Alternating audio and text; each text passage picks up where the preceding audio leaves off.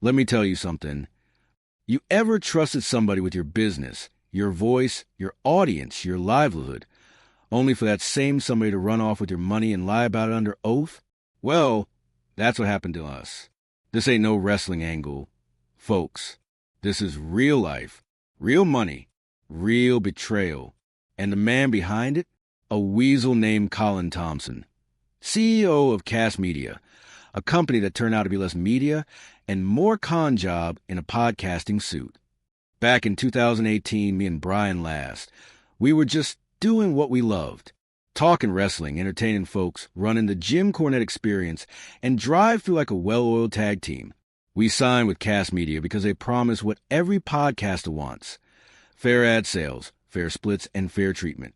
The deal was plain as day. We read the ads, we create the shows, we promote the brands. They get 20%, we get 80%. Clean, simple, no funny business. For a while, it worked. The money came in.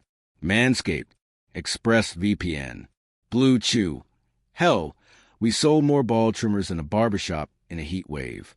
Everybody was happy. Until 2022. The checks stopped coming. We asked why. They said the economy was tough. They said the ad market was slow. They said, hold tight, we're working on it. But here's what they didn't say. Colin Thompson was selling our share of the ad money to other companies like Capchase behind our backs. He'd collect the money up front and leave us hanging. Let that sink in. Our 80% share, the money we earned reading those ads, was being sold like pawn shop merchandise. And while we waited for our hard-earned dollars, Colin was living it up. A Porsche here, a Tesla there, a luxury life funded by our hustle. And you know what? That's theft. Legal, polished, seal-wrapped theft. Then came the big one, the deposition. Our attorney, the one and only Stephen P., knew, got his hands on it, and folks, if this were a wrestling promo, it would be a shoot. Colin sat there under oath and claimed he didn't recall if he owed us money. He forgot. He forgot a six-figure debt to the very podcasters who built his business. He forgot the 80% cut we'd agreed to.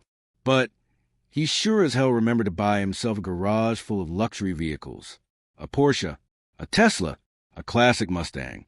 Forgetful when it's time to pay. Sharp as a tack when it's time to spend. That's not incompetence. That's a game. And we weren't playing.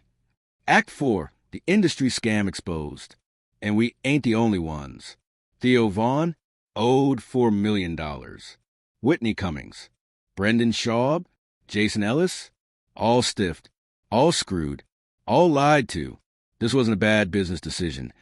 It was a Ponzi scheme in podcast form. Take from the creators. Pay yourself. Delay the lawsuits.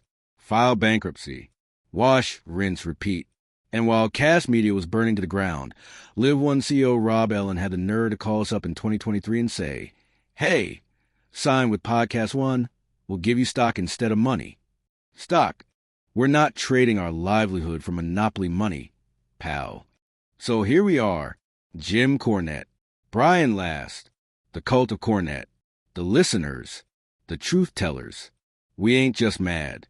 We're armed with facts, receipts, contracts, emails, 1099s, and depositions. We've got the lawyer. We've got the proof. And now we've got the microphone. And to Colin Thompson, you didn't just pick the wrong podcast to screw. You picked the wrong generation. You picked a man who's been through every back alley booking screw job this business has ever seen. And buddy, you ain't the first to try and cheat me. But you might be the dumbest. Closing, fire off a final shot. This ain't over. You stole.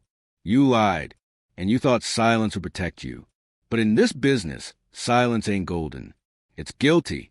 So to every podcast out there, read your contracts. Watch your money. And never let a suit with slick hair and empty promises tell you what your voice is worth.